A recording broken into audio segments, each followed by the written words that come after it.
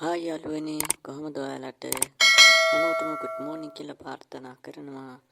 අහන්නකෝ ඉතින් අද නිදිපෙත්තේ කතාව මට වෙච්ච සිද්ධියක් ගැන ඔයාලට කියන්න යන්නේ. ඔන්න ඉතින් කතාව අහන්න ඉස්සෙල්ලා channel එක subscribe කරලම notification bell එක all දාන්නම තියාගන්නකෝ. ඩොට්ටේ මට හොඳටම නිින්ද ගියානේ. කිසිම සද්දයක් පත්යක් නම් ඇහුනේ නෑ. එළි වෙනකල් හොඳට නිදාගත්තා.